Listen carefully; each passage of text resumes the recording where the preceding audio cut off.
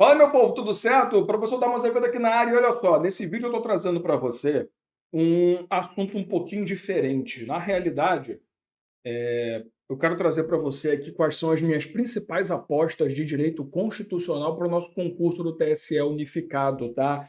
E essa minha projeção, essa minha apresentação de apostas para esse concurso, ela não se baseia num serviço ou num processo de futurologia, não. Eu odeio isso, tá? Eu não fico tentando descobrir o que, que vai cair, que não sei o que blá blá blá, nada disso.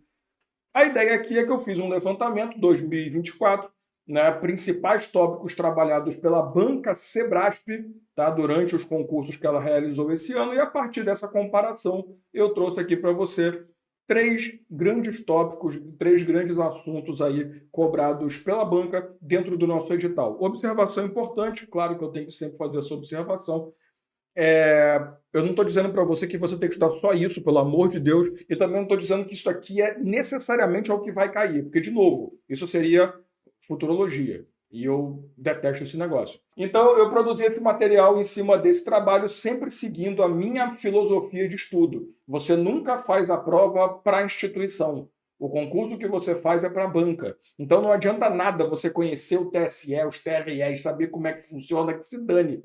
Se você não sabe como a Sebrasp trabalha, como ela produz as suas questões e como ela cobra os assuntos, não adianta nada você estudar o edital inteiro, fazer 1 milhão de questões por dia e daí se parar na hora da prova ali com uma questão um pouquinho mais elaborada e não saber ler, tá?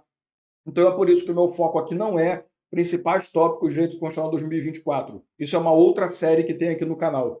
Esse é principais apostas de direito constitucional baseado na Sebrasp para o nosso concurso TSE. Dito esse monte de blá blá blá, vamos para a tela. É o seguinte, minhas apostas para o TSE unificado, sou o professor Dalmo Azevedo, você já sabe, já falei, me apresentei no começo. Se você não me conhecia, beleza. Se você já conhecia, beleza também. Sempre lembrando, tá inscrito? Tá inscrita? Não fez inscrição ainda? Porra, vamos lá, não custa nada. A inscrição aí é de graça, pelo amor de Deus. Dá um clique no like aí, compartilha esta merda. Faz aquela paradinha legal, liga a notificação, faz aquela paradinha boa, deixa o YouTube olhar para mim e falar assim, nossa, olha só, rapaz, esse professor até que o pessoal gosta dele. Não é grande coisa, mas a galera gosta dele. Então dá essa moralzinha, não custa nada. Eu trabalho para vocês, vocês trabalham para mim, e o trabalho de vocês é só dar um like, se inscrever, notificação ligada e vambora. Beleza? Tamo junto. E não esquece, obviamente, de comentar também nesse vídeo, né? Quiser fazer qualquer pergunta, qualquer comentário, quiser falar alguma coisa sobre mim, que não seja ofensivo, por favor. Se for ofensivo, a gente conversa depois, tá? Mas fique à vontade aí nos comentários. Primeira perguntinha vai falar sobre um assunto que... Ai, Jesus Cristo. Sabe aquele assunto que ele consegue ser unanimidade para concurso público? Tanto os professores odeiam ensinar quanto os alunos odeiam estudar? Esse assunto chama-se organização político-administrativa do Estado, principalmente a parte de repartição de competências entre entes federados. É um saco estudar esse negócio. Eu escuto muito, professor, como é que eu faço para memorizar isso? Não sei, tenha uma memória maldita, porque assim, é complicado, não tem nenhum macetinho grandioso. Se você olhar, todos os macetes que o pessoal inventa são tão complexos quanto o próprio estudo. Eu parto do princípio da lógica da simetria, da distribuição de competências, da distribuição de funções, né, que existe uma lógica para a União e para o resto dos entes. É só você entender bem como funciona o relacionamento entre esses caras. Porém, uma coisa que a Sebrasp gosta de explorar bastante é a lógica por trás dessa repartição de competência através do formato de repartição que nós temos. Que você sabe, a Constituição Federal, principalmente nos artigos 21 a 24, que a Sebrasp não foca só neles, tá? Ela também gosta de cobrar o artigo sobre o Estado e o artigo sobre o município, mas principalmente artigos 21 e 24, eles trazem uma projeção para a gente bem interessante de competência da União. São os maiores, que a União é que detém o maior número de competências possível, e ali você vai ver uma distribuição de competências entre competência administrativa, né? Então a competência de administrar, e a competência legislativa, a competência de legislar, né? E quando você fala em competência administrativa, você vai ter tanto competência exclusiva quanto competência comum. O que seria uma competência administrativa exclusiva? É uma competência que só a União executa. E quando você fala em competência administrativa comum, você tem todos os entes públicos atuando naquele setor em união, né, atendendo o interesse comum. No caso da legislativa, você tem a competência legislativa privativa da União e você tem a competência legislativa concorrente entre União, Estados e Distrito Federal. Aqui, calma. Só para te dar uma ideia legal, qual é a grande coisa sobre a competência ser exclusiva ou privativa, tá? Qual é a grande importância disso? A competência exclusiva, necessariamente, ela é indelegável, então só a União pode executar aquilo. É só você pensar vogal com vogal.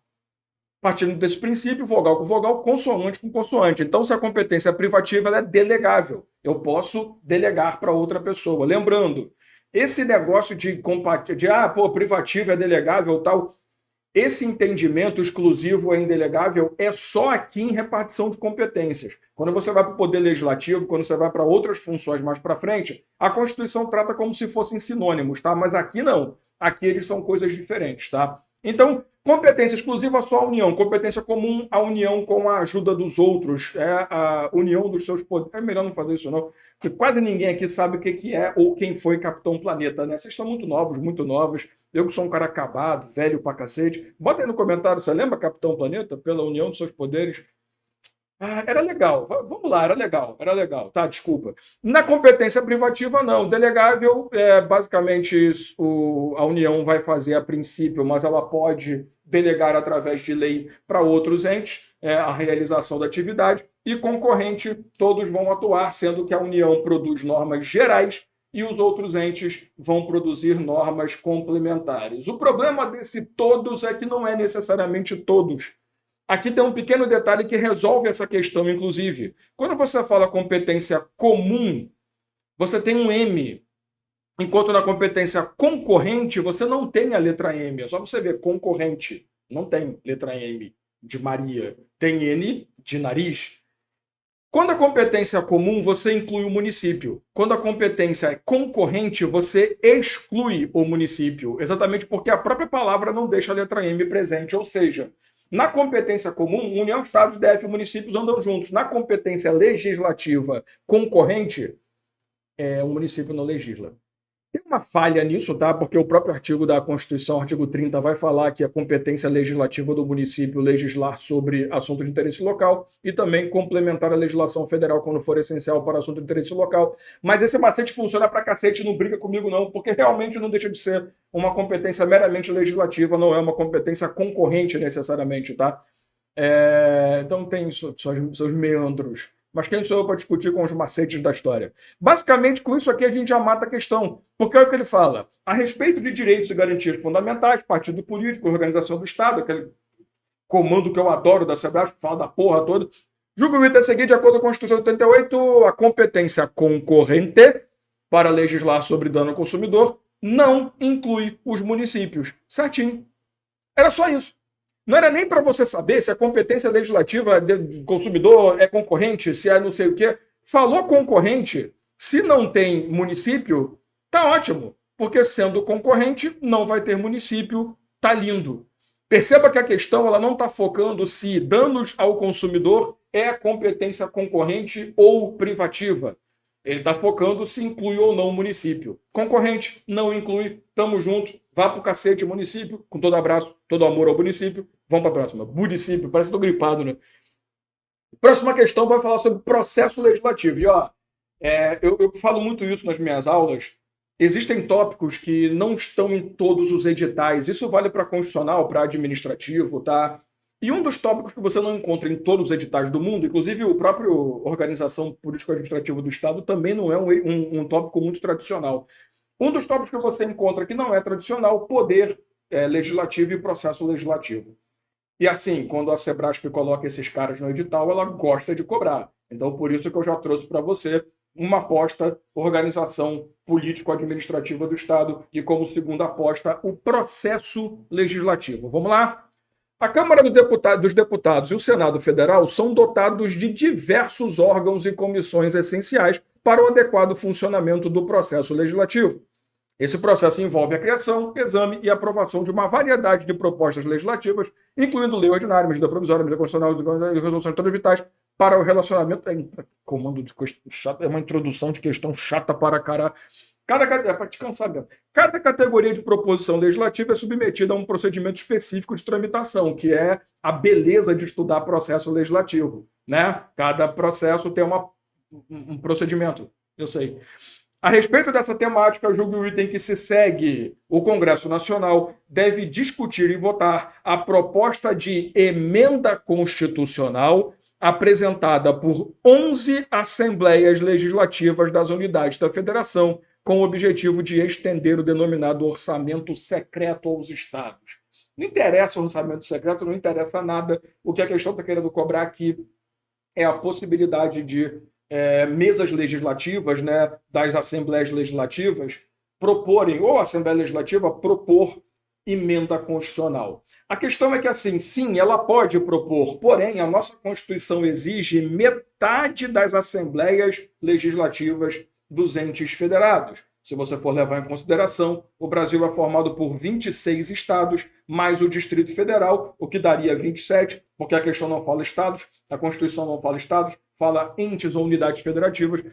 27 dividido por 2 daria mais ou menos também exatamente 13,5, que você vai arredondar para 14. Ou seja, eu precisaria de 14, no mínimo, assembleias legislativas propondo aquela emenda para que chegue ao Congresso para a discussão começar. E aqui ele fala que tem 11 assembleias legislativas que propuseram, então não estou nem aí, está errado. Está errado porque nós não teremos nenhuma atenção a esse projeto de emenda constitucional. Cuidado, que a Sebrasp é uma das bancas que mais gosta de cobrar emendas à Constituição, então quem pode, como pode, quando pode, e medidas provisórias e seus efeitos, tá? Então atenção para isso. Isso aqui é só para quem está prestando atenção na aula mesmo. Você não está prestando atenção, dane-se também, que você não vai pegar o macetinho que eu estou dando. Carinhoso, não.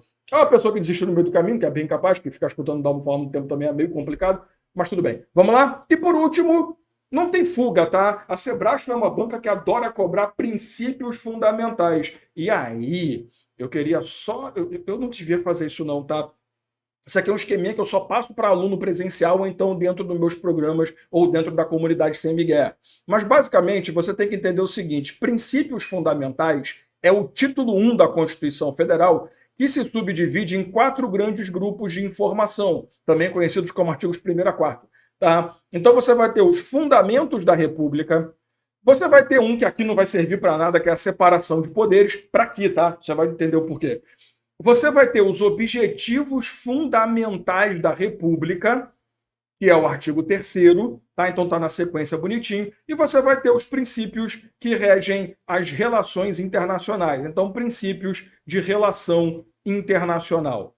Eu queria que você atentasse para o seguinte: o nosso título chama-se Princípios Fundamentais, só que você tem fundamentos, objetivos fundamentais e princípios de relações internacionais. A Sebrasp ama fazer esse negócio. Se a questão falar para você, são princípios fundamentais, você pode colocar artigo 1º, artigo 2º, inclusive, que é um princípio fundamental, artigo 3º ou 4º. Então, eu vou dar um exemplo para deixar isso prático, tá? Um fundamento da República é a soberania. Um objetivo fundamental é erradicar a pobreza e a marginalização e diminuir as desigualdades sociais e regionais. Tranquilo? Tranquilo. Se ele coloca numa questão, são princípios fundamentais, a soberania e a erradicação da pobreza e marginalização, tá certo? Porque são princípios fundamentais, são conceitos que se encontram no mesmo título, no mesmo grupo. Se ele coloca para você, são objetivos fundamentais da República, a soberania e a erradicação da pobreza, aí está errado, porque a soberania é um fundamento e não um objetivo fundamental. Então toma cuidado com a nomenclatura, porque se ele fala princípio fundamental é tudo. Se ele fala fundamento da República é só o artigo 1º. Soberania, aquela palhaçada, pluralismo político, dignidade da pessoa humana, você já sabe. Se ele falar objetivo fundamental, é só o artigo 3º. Se ele falar em princípios que regem relação internacional, é só o artigo 4º. Então eu peço atenção para você apenas com essa jogadinha, tá? Não é necessariamente esse o ponto da questão, mas vamos embora. O Brasil adota a república como sistema de governo, uma vez que há alternância da chefia de governo por intermédio de eleições periódicas. Isso aqui também é um clássico, né? Forma de governo, sistema de governo, forma de Estado e regime de governo, né? Então você sabe que nós temos essa distribuição.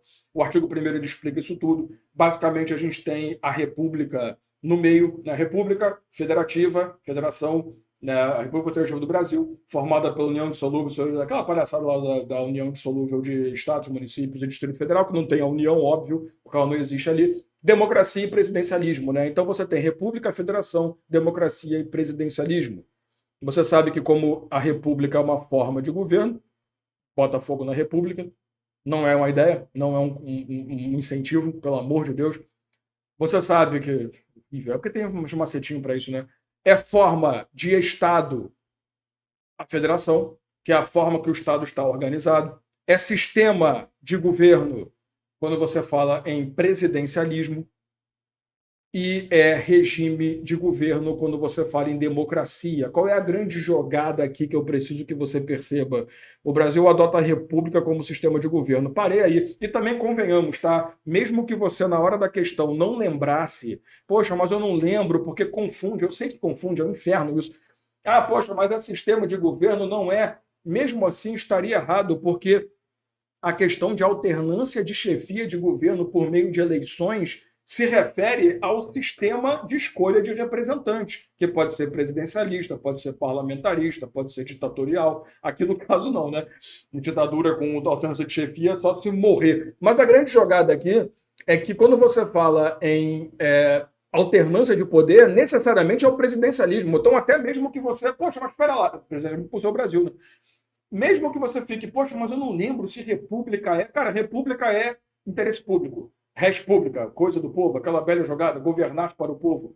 Não tem nada a ver uma coisa com a outra. Gabarito errado. Então, ó, 3 dos assuntos mais cobrados de 2024 da Sebrasp presentes para você aqui: processo legislativo, organização política administrativa do Estado e a questão de princípios fundamentais. E acreditem, cai muito. É óbvio que o artigo 5º, direitos e garantias individuais, cai pra cacete em prova. É óbvio que, como a gente está num edital para o TSE que vai até o artigo 17, você tem que dar muita atenção para a nacionalidade, direitos políticos e partidos políticos, principalmente direitos políticos e partidos políticos, que se refere ao processo eleitoral, mas esses 3 tópicos aqui são muito importantes. Como a sua banca pode cobrar essas conversas do artigo 17 e tal, também lá em eleitoral, tá? Porque ela pode muito bem cobrar, as ações estão ali dentro, tem muita coisa ali dentro, né? O acesso aos fundos, né, de fundo partidário, fundo de campanha eleitoral, fundão, né? Então, eu trouxe o direito constitucional propriamente dito, não querendo dizer que não possa cobrar os outros artigos. É óbvio que pode, mas é muito mais comum a Sebrasp se queimar lá no eleitoral do que aqui. Tranquilo? Mas é isso. Comenta aí o que você achou. O que você... Poxa, professor, será que cai isso mesmo? Não sei não, hein, cara. Eu acho que um assunto tal é mais importante. Fica à vontade. Fala o que você considera. Como é que está a sua preparação para o TSE? Está indo bem? Está legal? Você está preparado, preparada? Estamos chegando perto da prova já. Eu quero saber como você está. Tamo junto? Grande abraço e até um próximo vídeo.